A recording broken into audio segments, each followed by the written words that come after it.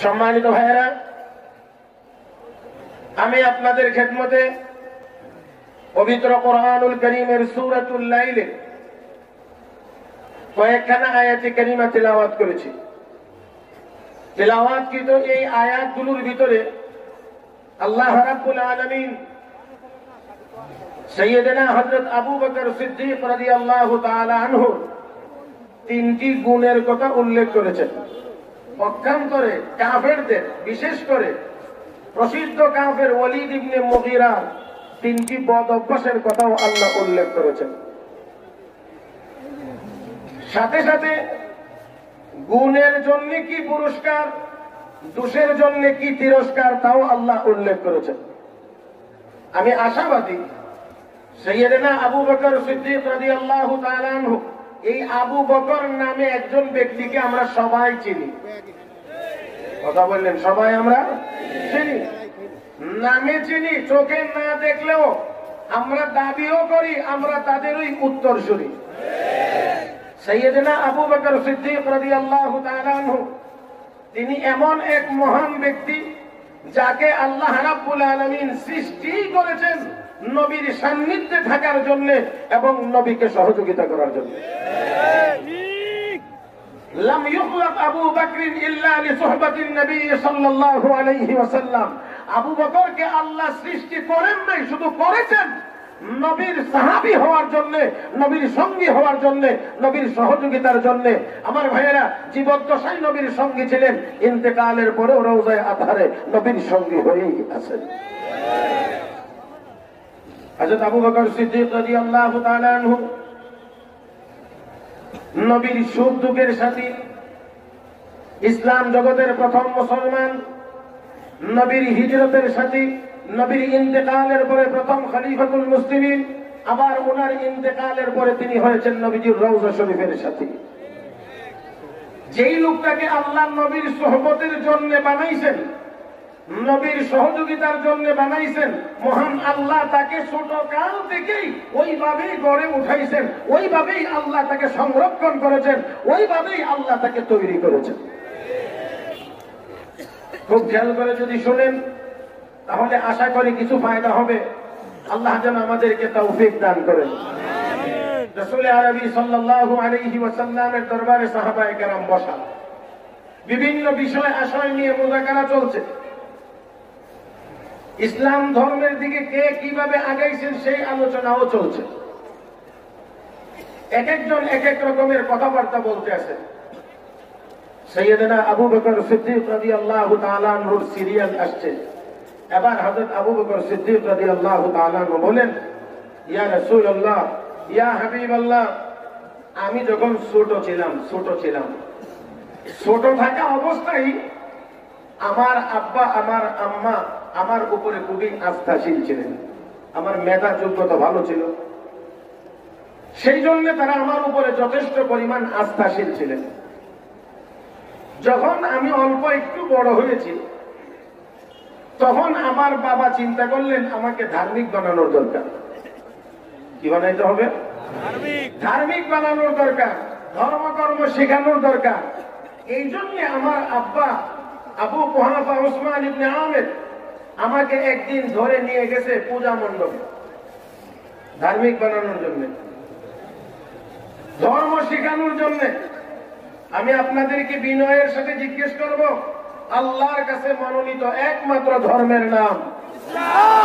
একটি জবানও বন্ধ থাকলে হবে না। আল্লাহর কাছে মনোনীত একমাত্র ধর্মের নাম ইন্নাদ-দীন ইনদাল্লাহিল ইসলাম।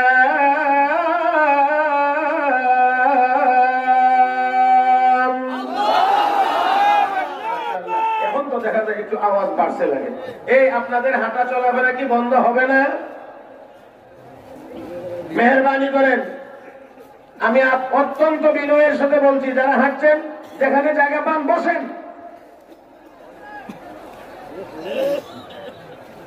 আল্লাহ রাব্বুল আলামিন বলেন আল্লাহর কাছে মনোনীত একমাত্র ধর্মের নাম ইসলাম। তাহলে যারা ইসলাম মানবে তারা আল্লাহর কাছে মনোনীত, যারা ইসলাম মানবে আল্লাহর কাছে তারা প্রিয়, যারা ইসলাম মানবে তারাই নাজাত লাভ করবে। ইসলাম তাদের সাথে আমাদের হাজারো সম্পর্ক থাকতে পারে, কিন্তু আমরা তাদেরকে জান্নাতি বলতে পারি না। সম্ভাবনা আছে এরকম অনেকে বলে, জান্নাতে যাইতে পারে। আল্লাহ ইন্নাহু মাইয়ুশরিক বিল্লাহ ফাকাদ হারামাল্লাহু আলাইহিল জান্নাহ, যারা আল্লাহর সাথে শরীক করবে তাদের জন্য জান্নাত হারাম। আর ঈমানদার হয়ে দাবি করে কয় কি, তারাও তো ডাকে যাইতেও পারে। নাউযুবিল্লাহ বলবেন না?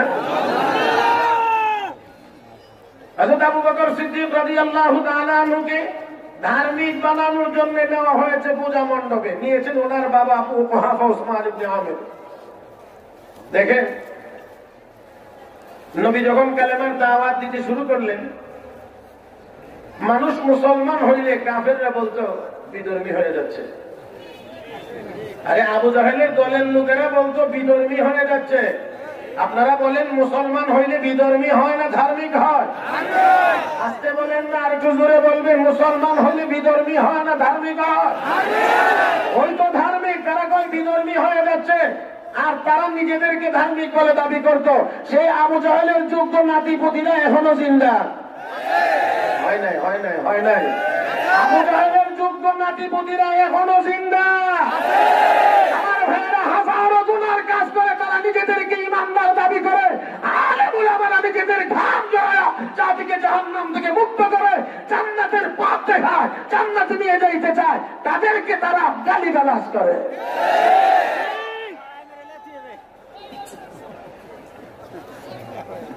বন্ধুরা, হযরত আবু বকর সিদ্দিক রাদিয়াল্লাহু তাআলা বলেন, আমার আব্বা আমাকে মণ্ডপে নিয়ে দেবতাগুলো দেখাইয়া, মূর্তিগুলো দেখাইয়া বলছে, বাবা এইগুলো তোর মাবুদ। আজকে 3 দিন যাবত মাহফিল, তো আগামী আজকে শেষ হবে, আগামীকাল বাড়ি থেকে একসাথে নাউযুবিল্লাহ সুবহানাল্লাহ আস্তাগফিরুল্লাহ যা বলার একসাথে বলে নেন। কাহিল হয়ে গেছেন না? মেহরবানি করে আমার যতক্ষণ সময় অন্তত আমার সাথে একটু আদান প্রদান থাকতে হবে। আমার ভাইয়েরা নিয়ে দেখাইতে আছে, এইগুলো, এই মূর্তিগুলো তোমার মাহবুব। তুমি যা চাইবা তাদের কাছে চাও, তারা দিবে। আপনারা একটু আর একটু আওয়াজ করে বলবেন, মূর্তি মাহবুদ হতে পারে? কোন যোগ্যতা আছে? মাহবুদ হওয়ার জন্য কিছু কোয়ালিটি লাগে, কিছু যোগ্যতা লাগে, কিছু গুণাবলী লাগে। এর মধ্যে এক নাম্বারটা বলছি যে তিনি চিরঞ্জীব হওয়া লাগে। কখনোই তিনি মরতে পারবেন না। শুধু জীবিত হইলে হয় না, চিরঞ্জীব কখনোই মরতে পারবেন না। এমন সত্তা কয়জন? সত্তা কয়জন? কি নাম? মহব্বতের সাথে বলেন, কি নাম? আল্লাহু লা ইলাহা ইল্লাহু ইল্লাহুল হাইয়ুল কাইয়্যুম।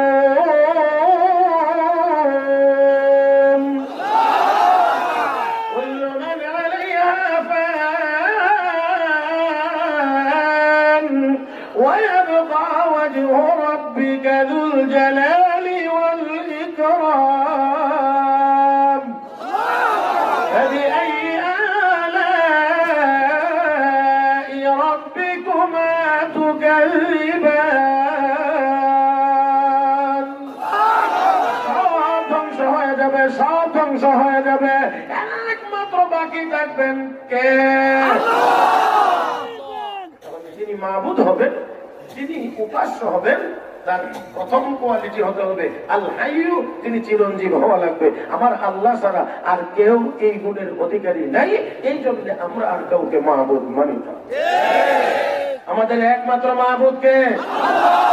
একমাত্র মাহবুদ আল্লাহ, আল্লাহ, আল্লাহ, আল্লাহ, আমার আল্লাহ, আল্লাহ।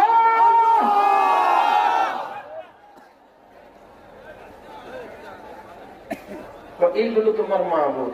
স্মরণ আছে না? কথাটা স্মরণ রেখে থাকি। এইগুলো তোমার মাহবুদ, তুমি চাও, তোমার মনে যা চায় তার কাছে চাও, তারা দিবে। হযরত আবু বকর বলেন, ইয়া রাসূলুল্লাহ, এই কথা বলে আমার আব্বা বুঝিয়ে দিয়ে আব্বার কাজে ব্যস্ত হয়ে গেছে, ইবাদত বন্দেগীতে ব্যস্ত হয়ে গেছে। আমাকে তো বুঝাইয়া দিয়েছে। ভাইরা, কথাগুলো মিরকাতুল মাফাতিহ আলা মিশকাতিল মাসাবিহ, মিশকাত শরীফের ব্যাখ্যা গ্রন্থ মিরকাতের ভিতরে ফকিহুল আহনাফ আল্লামা মোল্লা আলী কারি রহমাতুল্লাহি আলাইহি লিখেছেন কিতাবুল মানাকিবের ভিতরে আয়ামকুসুদ্দিন ওয়া আনা হাই, এই হাদিসের ব্যাখ্যায় তিনি উল্লেখ করেছেন আল্লামা মোল্লা আলী কারি রহমাতুল্লাহি আলাইহি। হযরত আবু বকর সিদ্দিক বলেন, যখন বলতে শুরু করলেন আল্লাহ রাসূল যেন মানে কথাগুলো শুনবার জন্য আরো আগ্রহী হয়ে উঠলেন। আচ্ছা ঠিক আছে আবু বকর, তারপর তুমি কি করলে?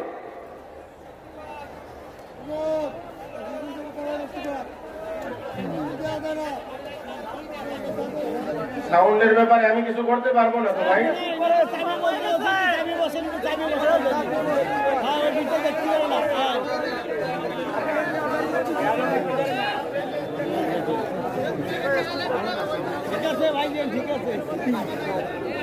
বলছি সাউন্ডেরও ব্যাপার আছে কিছু। যাক ভাই, একটু কষ্ট হলেও কি করা যাবে, আমারও তো একটু কষ্ট হবে। যদি এই এলোমেলো থাকে আমারও কষ্ট হবে, সাউন্ড কম হইলে আমারও কষ্ট হয়। দেখেন আমি আপনাদের দোয়ার মুহতাজ, দোয়া চাই। গতকাল জোহরের নামাজের পর থেকে মাহফিল শুরু করেছি, রাত 12:30 পর্যন্ত 4টা মাহফিল আলহামদুলিল্লাহ আমি গুনাহগার বয়ান করেছি, 4টা মাহফিলে সিলেটে। তারপরে সেই সিলেট থেকে ব্রাহ্মণবাড়িয়া হয়ে ঢাকা জুমার মসজিদের কিনারে গিয়ে পৌঁছি, জুমার আজান হয়েছে। জুমার নামাজ পড়ে 4টা খেয়ে আবার এখানের উদ্দেশ্যে রওনা করেছি। এখন এখানে বয়ান, আজকে গোপালগঞ্জ, ওই কোথায় সুনামগঞ্জ, আজকে গোপালগঞ্জ, আগামীকালকে শুরু হচ্ছে। অতএব আমি আপনাদের এই বিশাল মাজমা আমি একটু সুশৃঙ্খল চাই, মেহেরবানি করে আমাকে এই সুযোগটুকু আপনারা দিবেন ইনশাআল্লাহ। সাইয়েদনা আবু বকর সিদ্দিক রাদিয়াল্লাহু তাআলা আনহু বলেন, ইয়া রাসূলুল্লাহ,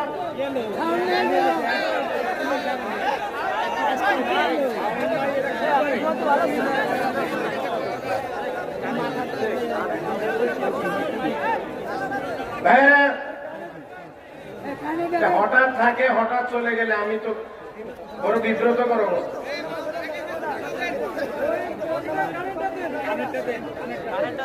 কানেক্টটা আমি দেবো কিভাবে? এটার সাথে তো সংযোগের ব্যাপার স্যাপার আছে।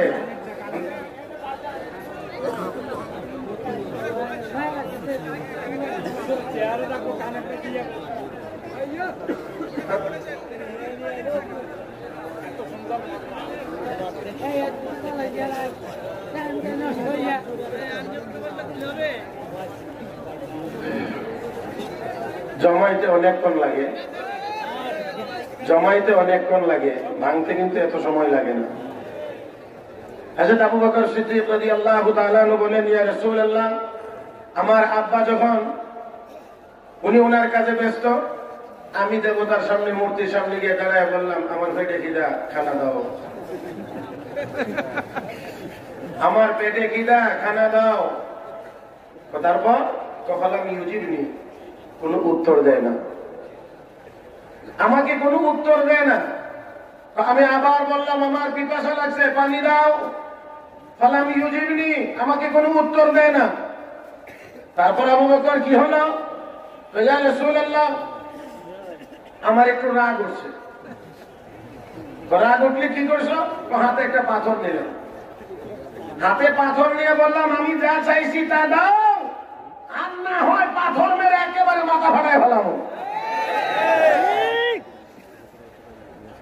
আবু বকর সিদ্দিক তারপর কি হলো? হুজুর এরপরও কোনো উত্তর দেয় না, কোনো কথা বলে না। তো তারপর তো মেজাজটা ঠিক মতোই গরম হয়েছে। ঠিক মতো গরম হলে এবার হাতে দিয়ে পাথর নিয়েছিলাম, মাসি খোদার নাকে মুখে, একেবারে মাথা ঘাট থেকে ভেঙে জমিনে পড়ে গেল। পুরা মণ্ডপ জুড়ে আতঙ্ক ছড়িয়ে পড়লো। কে করলো রে কাজ? কে করলো? ওসমান ইবনে আমের, আবু কুহাফার ছেলে আবু বকর এই করলো। আমার আব্বা রাগে লাল হয়ে,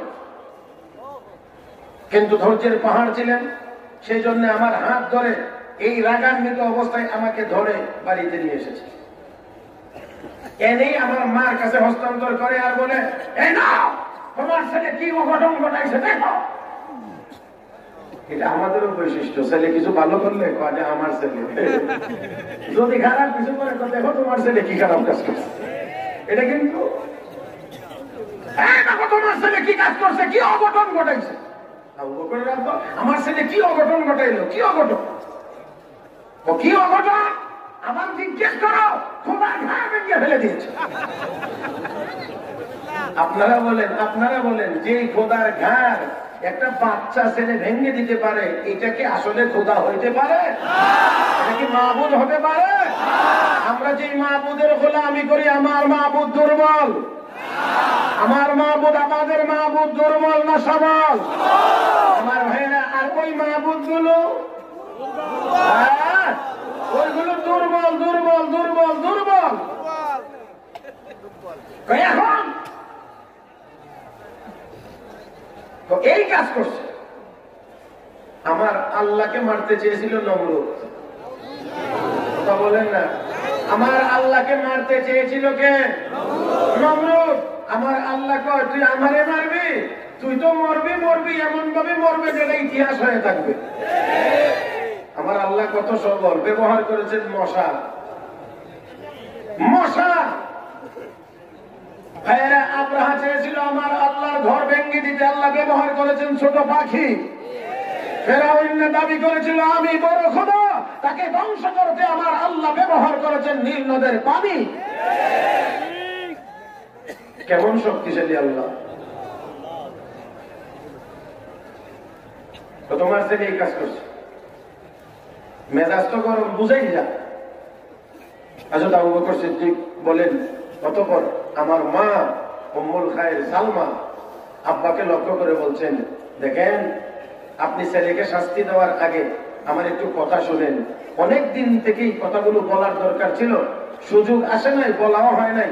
গুরুত্বপূর্ণ এই কথাটা আমি আজকে আপনার কাছে বলবো, এরপর আপনি আপনার ছেলের ব্যাপারে সিদ্ধান্ত নেবেন। কি কথা বলো? স্বামী সন্তান যখন জন্ম নিয়েছিল তখন কি আপনি আমার কাছে ছিলেন? না, আমি তোমার কাছে ছিলাম না, আমি দূরে ছিলাম।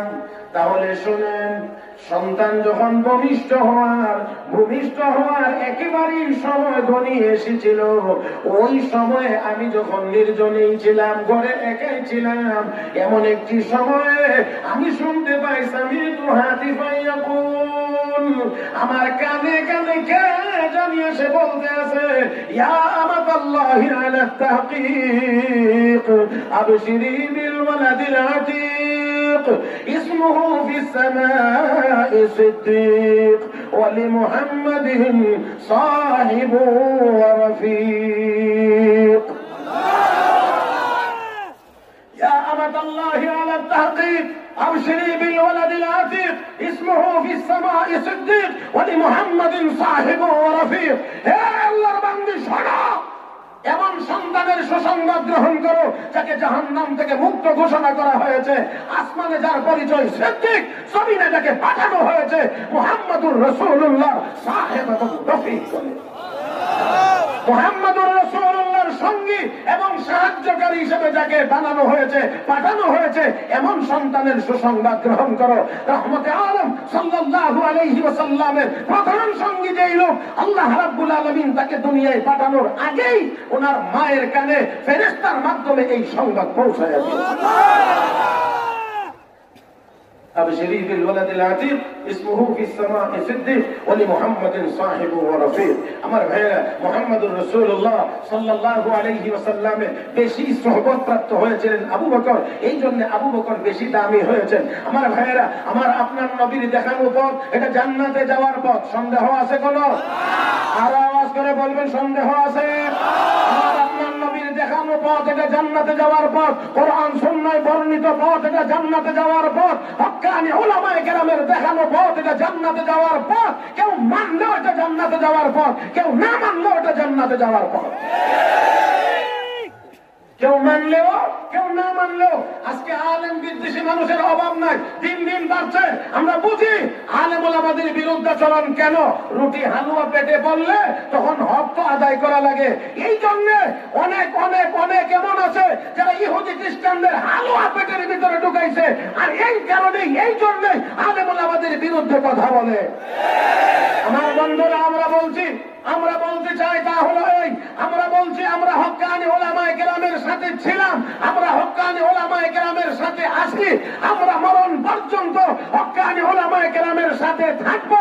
এতে যত বাধা আসে আসবে, মোকাবেলা করব, প্রয়োজন হলে শাহাদাত বরণ করব, কিন্তু ঈমান দিতে পারবো না।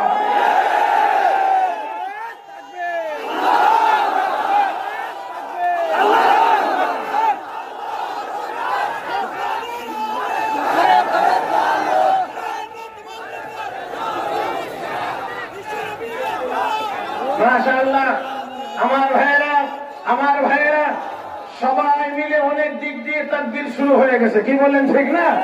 এত বড় ময়দান, কে কার একজনের আওয়াজে সবাই একসাথে তাকবীর দিতে পারবেন এইরকম সুযোগ অন্তত ময়দানের ভিতরে নেই।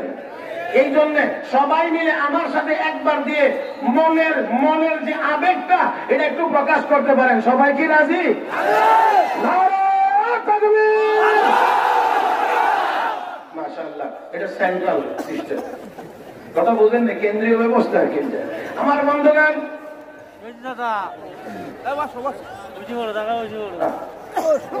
বড় কষ্ট আমার ভাইয়েরা, সেই আবু বকর সিদ্দিক রাদিয়াল্লাহু তাআলা আনহু নবীর সঙ্গী, আবু বকর সিদ্দিক নবীর সঙ্গী। আমার বন্ধুগণ, আমার দিকে তাকায় শুনবেন, সামান্য একটু আওয়াজ হলে এদিক ওদিক তাকাইলে হয় না। আমার এই কষ্টটা আপনারা একটু বোঝার চেষ্টা করেন। সিদ্দিক আকবর রাদিয়াল্লাহু তাআলা আনহু নবীর সঙ্গী, তিনি সিরিয়াতে নবীর সঙ্গী হয়ে গিয়েছেন, নবীকে কাছে থেকে দেখেছেন, আল্লাহর নবীর হালত জেনেছেন, নবীর একনিষ্ঠ ভক্ততে পরিণত হয়েছেন। আবু বকর সিদ্দিক একবার একা গেলেন সিরিয়ায় ব্যবসার জন্য। ব্যবসারত অবস্থায় তিনি একটি স্বপ্ন দেখেছিলেন, পূর্ণিমার চাঁদ ওনার কুলে উদয় হয়েছে। এত সুন্দর স্বপ্ন, পূর্ণিমার চাঁদ কুলে আলো চমৎকার প্রতিটি ঘরে ঘরে প্রবেশ করছে, এমন এই স্বপ্ন দেখে তিনি ঘুম থেকে উঠে ইহুদি পণ্ডিতের কাছে গেলেন, গিয়ে স্বপ্নের কথা বললেন, তাবির জানার জন্য, ব্যাখ্যা জানার জন্য। পণ্ডিত তো, তোমার স্বপ্নের কোনো ব্যাখ্যা নেই, আসলে নাই না, জানে না। গেলেন খ্রিস্টান পণ্ডিতের কাছে, গিয়ে বললেন, এই স্বপ্নে দেখছি, ব্যাখ্যা কি হতে পারে? খ্রিস্টান পণ্ডিত জবাব দেয় না, শুধু চেহারা দেয়, থেকে মাথা থেকে পা পর্যন্ত দেখে, এভাবে শুধু চোখ ঘোরা। কিছুক্ষণ পরে আবু বকর সিদ্দিকের মেজাজ একটু গরম, একটু সামান্য গরম হইলে জিজ্ঞেস করে, আমি আপনার কাছে যা জানতে চাইলাম তা জানলে বলবেন, না জানলে না বলবেন, দেখেন কি? পণ্ডিতের জবান একটু খুলছে। হে যুবক, কি নাম তোমার? আমার নাম আবু বকর। যুবক, তোমার আব্বার নাম কি? আমার আব্বার নাম আবু কুহাফা। যুবক, তোমার বাড়ি কোথায়? আমার বাড়ি হলো মক্কায়। সিরিয়ায় কেন এসেছো? ব্যবসার জন্য এসেছি। যুবক, তোমার নাম যদি আবু বকর হয়, তোমার আব্বার নাম যদি আবু কুহাফা হয়, তোমার বাড়ি যদি মক্কায় হয়, সিরিয়ায় যদি ব্যবসার জন্য এসে থাকো, যুবক শোনে নাও, অল্প কিছুদিনের ভিতরে আখিরি জামানার নবীর আবির্ভাব হবে তোমার মক্কায়। আর তোমার স্বপ্ন বলে দিতে আছে, ওই নবী যখন কালেমার দাওয়াত দিতে আরম্ভ করবে, সর্বপ্রথম তুমি আবু বকর কালেমা পড়ে মুসলমান হয়ে যাবে।